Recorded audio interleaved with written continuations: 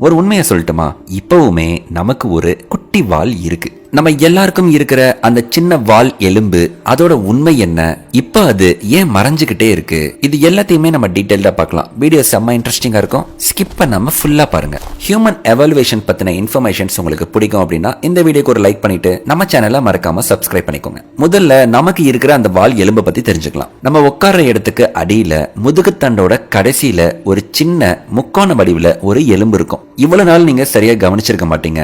நீங்க செக் பண்ணி பாத்தீங்கன்னா சின்ன வாலோட எலும்பு மாதிரியே இருக்கும். இதோட பேரு பாத்தீங்கன்னா காக்கெக்ஸ் அப்படின்னு சொல்லுவாங்க. தமிழ்ல இத நம்ம வால் எலும்பு இல்லனா வாலா எலும்பு அப்படின்னு சொல்லுவாங்க. நிறைய விலங்குகளுக்கு பாத்தீங்கன்னா இந்த வால் எலும்பு ஒரு பெரிய வாலா நீண்டு இருக்கும். நாய், பூனை, குரங்கு இதெல்லாம் நீங்க பார்த்திருப்பீங்க.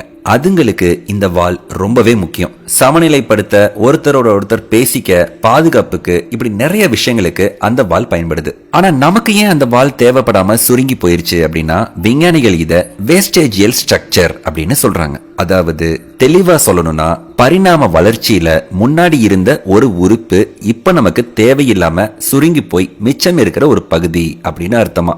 அப்ப நம்ம மூதாதையர்களுக்கும் உண்மையாவே வால் இருந்திருக்கா அப்படின்னு கேட்டா கண்டிப்பா இருந்திருக்கு. இத சில பேர் ஏத்துக்கலனாலும் அறிவியல் ரீதியா, அறிவியல் பூர்வமா நிரூபிக்கப்பட்ட உண்மை இது. அதுக்கான சில ஆதாரங்களையும் இப்ப நான் உங்களுக்கு சொல்ல போறேன். ஒரு குழந்தை கர்ப்பத்துல இருக்கும் போதே இது எல்லாமே நடக்குது. சோ இது கற்பனை இல்ல, உண்மையாவே நடக்கிற விஷயம். எம்பிரியாலஜில இது எல்லாமே ஒரு முக்கியமான உண்மையாவே பார்க்கப்படுது. எம்பிரியோ அப்படின்னா கரு அப்படின்னு அர்த்தம். நம்ம கருவுல இருக்கும் போதே நடக்கிற விஷயத்தை தான் அப்படி சொல்றாங்க. ஒரு குழந்தை உருவாகி 4-5 வாரம் வரும்போது, குழந்தை கருவுல இருக்கும்போது ஒரு நீளமான ஸ்பைனல் கார்ட் வளர ஆரம்பிக்கும். ஒரு சின்ன வால் மாதிரியான ஒரு பகுதி உருவாகும். இத அல்ட்ராசவுண்ட் ஸ்கேன்ல கூட தெரியும். ஆனா ஸ்கேனோட தெளிவு காரணமா அதை பத்தி டாக்டர்ஸ் நம்மகிட்ட சொல்ல மாட்டாங்க. அடுத்து 6-8 வாரம் வர்றப்ப இந்த வால் கொஞ்சம் நீளமா வளர ஆரம்பிக்கும்.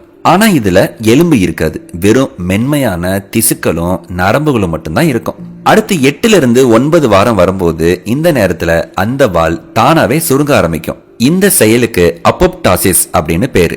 அதுக்கப்புறம் படிப்படியா அந்த வால் பகுதி கரைஞ்சு காக்கெக்ஸா மாறும். இப்ப ஃபெட்டஸ்க்கு வால்னு ஒண்ணு தனியா இருக்காது. இது ஒரு எலும்பா மாறி உடம்புக்குள்ள ஒரு மறைஞ்ச பகுதியா ஆகிரும். இது அல்ட்ராசவுண்ட் ஸ்கேன்ல தெரியுமா அப்படின்னு கேட்டா, பொதுவா 6வது வாரத்துல குழந்தை முழு உருவமும் தெளிவா தெரியாது.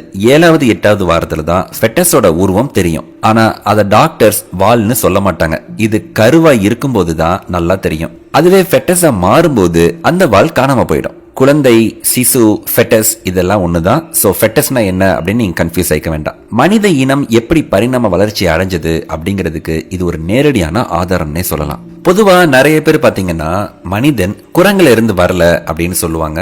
கண்டிப்பா அது உண்மைதான். இந்த சந்தேகத்தை இப்ப நான் கிளியர் பண்றேன். மனிதனும் இப்ப இருக்கிற சிம்பான்சி மாதிரி இருக்கிற பெரிய குரங்கு இனங்களும் நேரடியா ஒன்னுல இருந்து இன்னொன்னு வரல. பொதுவா நம்ம எல்லாருக்குமே, அதாவது மனிதர்களுக்கும் சிம்பான்சிகளுக்கும் ஒரு பொதுவான மூதாதையர் இருந்திருக்காங்க.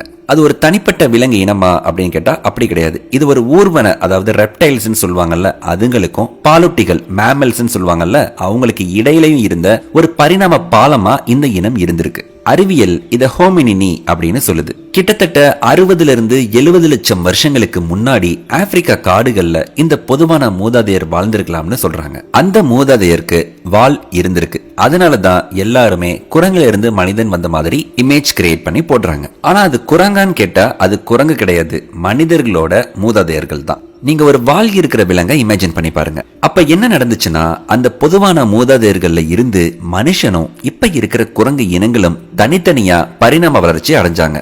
இத ஒரு மரக்கிளை மாதிரி கற்பனை செஞ்சுக்கோங்க. ஒரே தண்டுல இருந்து 2 பெரிய கிளைகள் பிரிஞ்சு போற மாதிரி கூட எடுத்துக்கலாம்.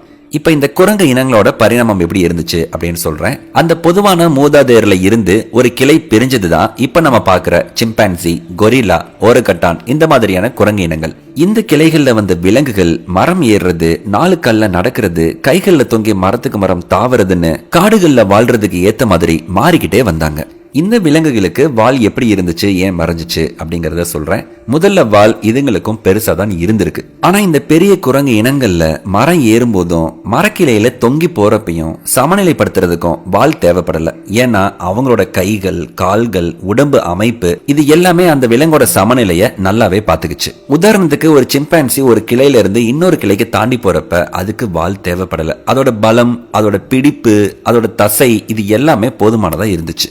அதனால நாளடைவுல இந்த குரங்கு இனங்கள்லயுமே வால் சுருங்க ஆரம்பிச்சது. அதனாலதான் இப்ப நீங்க பாக்குற சிம்பான்சி, கொரில்லா மாதிரியான பெரிய குரங்குகளுக்கு வால் இருக்காது. அதுக்கு பதிலா அதுங்களுக்கும் ஒரு சின்ன வால் எலும்பு, அதாவது காக்கெக்ஸ் மட்டும்தான் இருக்கும்.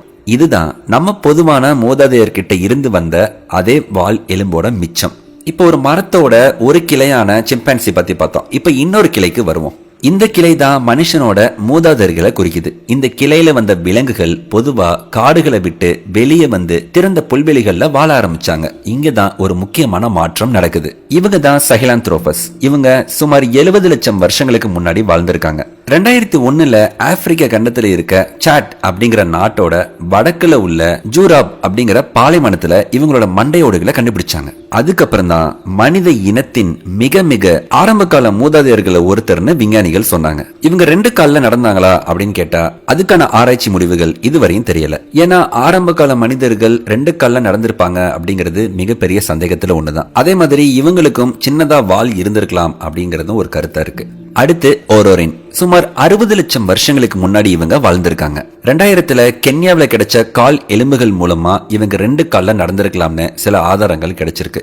அடுத்து ஆர்டிபிதிகஸ். சுமார் 58 லட்சத்துல இருந்து 44 லட்சம் வருஷங்களுக்கு முன்னாடி இவங்க வாழ்ந்திருக்காங்க. இவங்க கிட்ட இருந்துதான் வாலோட தேவை குறைய ஆரம்பிச்சிருக்கு. அது ஏங்கிறத டீட்டெயிலா சொல்றேன். 1990 எத்தியோப்பியால இவங்களோட எலும்பு கூடுகள் கிடைச்சது. ஆர்டி அப்படிங்கிற இந்த பிரபலமான எலும்பு கூடு 44 லட்சம் வருஷங்கள் பழமையானது. இவங்க மரம் ஏறுறதுலயும் தரையில 2 கால்ல நடக்கிறதுலயும் சிறந்து விளங்கியிருக்காங்க அப்படின்னு கன்ஃபார்ம் பண்றாங்க.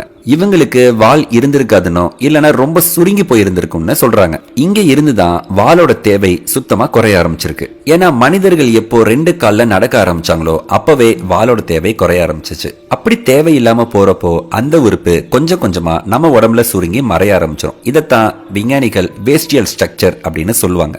இந்த ஆரம்ப கால ஹோமினின்கள் நிமிர்ந்து நடக்க ஆரம்பிச்சப்போ வால்ல இருந்து கிடைக்கிற சமநிலை, ஆதரவு கொஞ்சம் கொஞ்சமா தேவையில்லாம போச்சு. நிமிர்ந்து நடக்கும்போது வால் ஒரு சுமையா கூட இருந்திருக்கலாம். அதே மாதிரி நீண்ட வால்ல பாத்தீங்கன்னா ரத்த நாளங்கள் இருக்கும். அதுக்கு அதிகமான ரத்த ஓட்டம் தேவைப்படும். அதனால பரிணாம வளர்ச்சியில வால் மெல்ல மெல்ல சுருங்க ஆரம்பிச்சது. இது ஒரு நாள் 2 நாள்ல நடந்த விஷயம் கிடையாது. லட்சக்கணக்கான வருஷங்களா நடந்த மாற்றம். சோ நம்ம மூதாதையர்களுக்கெல்லாம் வால் இருந்துச்சு, நம்மளுக்கு எங்க வால் இல்ல அப்படிங்கிறதுக்கான ஆதாரங்களை நான் டீடைல்டா இந்த வீடியோல சொல்லியிருக்கேன். சோ நம்மளோட கருத்துக்களை கொஞ்சம் கொஞ்சமா நம்ம தான் மாத்திக்கணும். வால் சின்னதாகி எலும்புகளும் தசைகளும் சுருங்கி கடைசியில இப்ப நம்ம கிட்ட இருக்கிற அந்த சின்ன காக்கெக்ஸ் வால் எலும்பு மட்டும்தான் இருக்கு. சரி, இப்ப இந்த வால் எலும்பு நமக்கு வால் மாதிரி பயன்படல அப்படின்னு சொல்லிட்டோம். ஆனா அது சும்மா இருக்கா அப்படின்னு கேட்டா இல்ல. இந்த சின்ன எலும்புக்கும் சில முக்கியமான பயன்கள் இருக்கு. இது நம்மளோட இடுப்பு பகுதியில் இருக்கிற பல தசைகளுக்கும் தசை நான்களுக்கும் ஒரு இணைப்பு புள்ளியா இருக்கு. நம்ம உட்கார்றப்ப இந்த வால் எலும்பு நம்ம உடம்போட எடையை தாங்கிறதுக்கும் சமநிலைப்படுத்துறதுக்கும் சின்ன அளவுல உதவியா இருக்குது.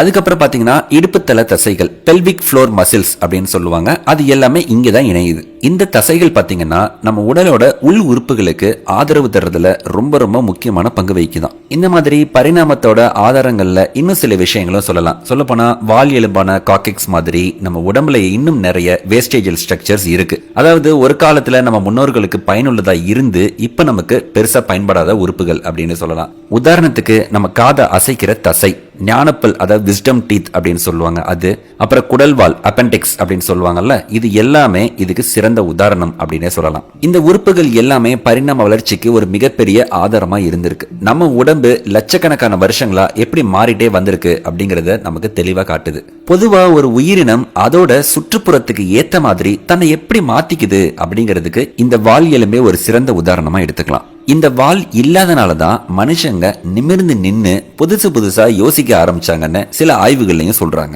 இது வரைக்கும் இந்த விஷயம் தெரியாதவங்க எல்லாத்துக்கும் இப்போ ஒரு தெளிவு கிடைச்சிருக்கும் அப்படின்னு நினைக்கிறேன்.